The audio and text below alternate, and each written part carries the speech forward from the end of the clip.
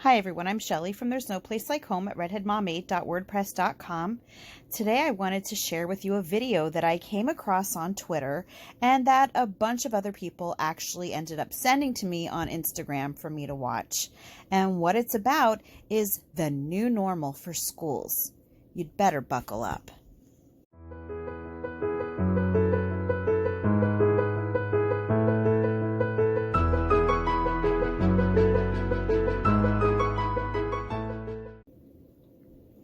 All right, before I actually get into this video itself, there are a few things that I want to disclose. First of all, I am not going to play the actual video. I will include the link for it down in the description box because it is on YouTube. This was a video that was sent out to a school district in Canada, in Quebec, because they actually went back to school today. Not everyone in the school did. From what I understand from an article that I read, 14% of the students returned to school today, while the rest of them will still be doing distance learning at home. So this school district decided to make a video for parents and students so that they would know what to expect once their kids went back, which was, again, today. And the video is horrifying. And there's no other way to describe it for me as a parent. Now, I mentioned that I'm not going to play the actual video itself simply because you never know with copyright stuff with YouTube. So I'm going to share a bunch of screenshots and I'm going to talk about some key points in this video that we really, really need to discuss.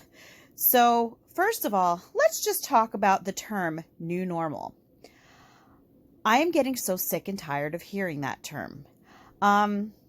It almost seems like as soon as the shutdowns happen, people were already starting to use this term, saying that we were going to have to get used to a new normal. And all of a sudden it was this buzzword everywhere. And I couldn't quite understand it because when the lockdowns first happened, they told us it was going to be for 2 weeks. Yet somehow they knew that it was going to be a lot longer than this because honestly, if it was only a 2-week lockdown, there really wouldn't be much of a new normal, would there? Anyway, let's just get started on this. So in this video, the first thing that the teacher is showing the students is what the teachers are going to look like when they go back to school. All teachers are going to be wearing personal protective equipment, PPE. They are going to be wearing gloves, masks, and goggles. Now, imagine being a child having to go back to a school where all of their teachers are dressed like this, especially younger children. You cannot tell me that this is not going to be extremely scary for these kids to see all of their teachers dressed like this. And it begs the question, if teachers need to wear goggles, masks, and gloves, why do they not think that the children need to wear them?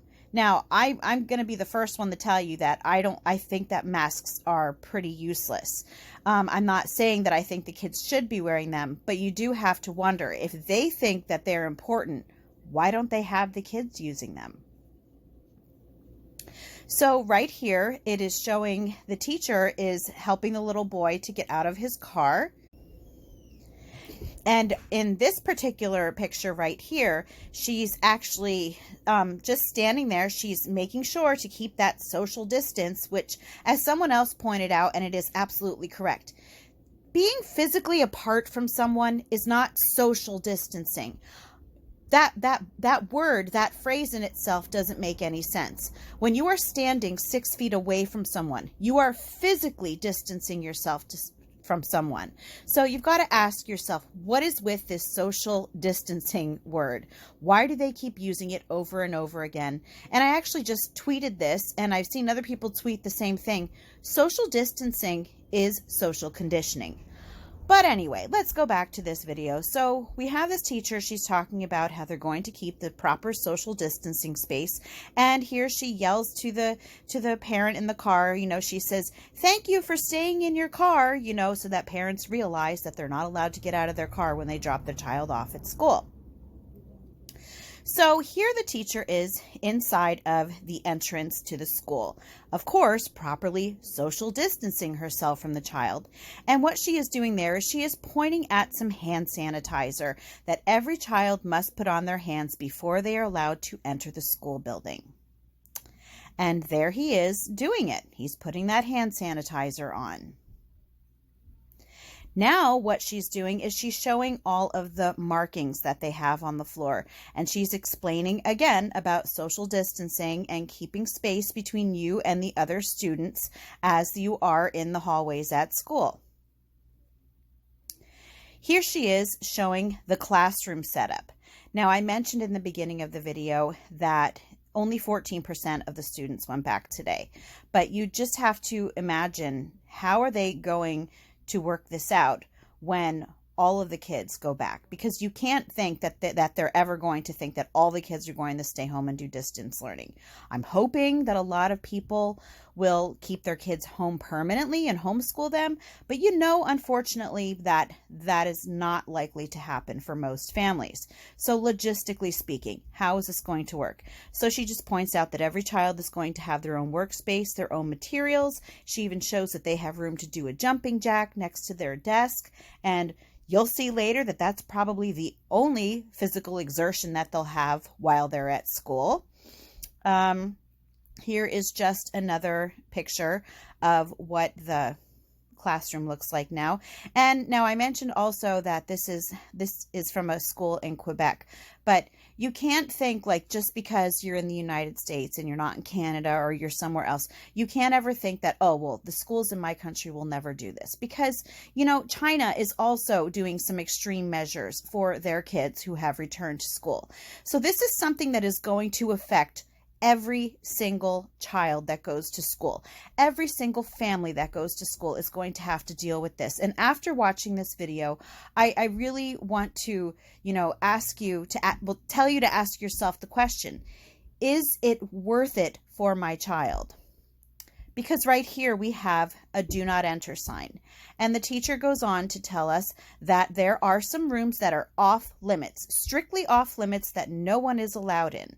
There she is counting those rooms that are off limits, and the rooms that are off limits are the library, the cafeteria, and the gym. So students will be eating lunch in their classroom, I'm assuming. There will be no gym class, and there will be no library for them to go to.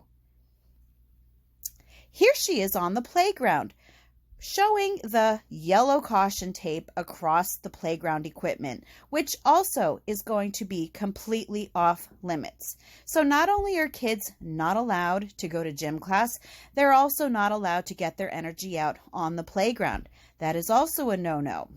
So if you are a parent who has kids who are in school, I want you to imagine this from a child's perspective. This isn't a place that you're going to be going to just, every once in a blue moon. These children are going to be at this school every single day for hours on end. They are going to be at a school where teachers wear masks, gloves, and goggles. They're going to be at a school where they all have to line up and use hand sanitizer before they're allowed to enter the building. They are going to a school where they are constantly going to be reminded about social distancing, like all of us adults are every time that we go to the grocery store. I cannot tell you how annoying that is, to have the loudspeaker at the grocery store where they keep telling you over and over again to make sure that you maintain your social distancing, when you obviously know that that's what you're supposed to be doing. So these kids are going to be hearing this all day long. And it just reminds me of the movie 1984. If you haven't read the book, if you haven't watched the movie, do it, because it seems like 1984 is happening now in 2020. On top of that, and here, this is her showing that the playground is a no-no. And I also have to say that she says all of these things in like a really chipper and cheerful voice. She's trying to encourage the kids. She's trying to encourage the parents that this is all okay. This is, quote, the new normal. It's not okay. All of this is not okay. This is not a healthy environment for these children to be in. And while, again, I'm not saying that she herself is doing anything wrong, the whole idea of putting children in an atmosphere like this every single day, for how many months out of the year, for how many hours out of the day, they're going to grow up with a sense of paranoia. They are going to be afraid of everything. They're going to be germaphobes. What sort of messages is sending to kids? They're going to be terrified every time that they get sick. Let's go over this again, okay? Teachers are all bundled up in PPE, although the students are not. Hand sanitizer before they enter the building. Constant reminders of staying 6 feet apart from your fellow students, which, that kind of throws the whole socialization argument against homeschooling out the window, doesn't it? They're not even allowed to get anywhere near their fellow students. And here we are again. There are the things that a lot of kids look forward to in school. A lot of kids, they look forward to gym class. They look forward to going to the library and being able to pick out books. They look forward to the cafeteria where they can actually sit down and just have a nice conversation with their friends. All of those things are being taken away from them. And so my question is, as a parent, how could you let your child have to go through this every single day? It's not right. If they cannot open these schools up and in a way that does not scare children and in a way that does not at least give them a sense of normalcy, not new normal, because I'm going to tell you this, new normal is not normal. New normal is social conditioning. And there are a lot of us who are outright saying, we will not accept it. Don't accept this for your child. If your child's school cannot open up and not scare them and not give them a sense of normalcy, you just don't send them back, because these kids don't need to grow up in an environment like this. And I'm also just going to show you, I'm going to close this out. This is what some of the schools in China are doing. They've got actual shields on their faces and plastic divisions between the desks. Is this what you want for your child?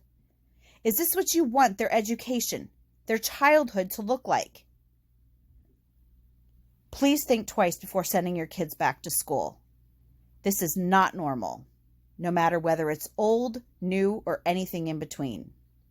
That's all that I have for you today. If you like this video, give it a thumbs up. If you haven't subscribed yet and would like to hear more of what I have to say, I would love if you would do that. If you have any questions or comments, you can leave one over on Instagram because YouTube disables my comments. And if you like my work and would like to check out my Patreon page, I will leave a link in the description box for that as well. And I hope you have a great day.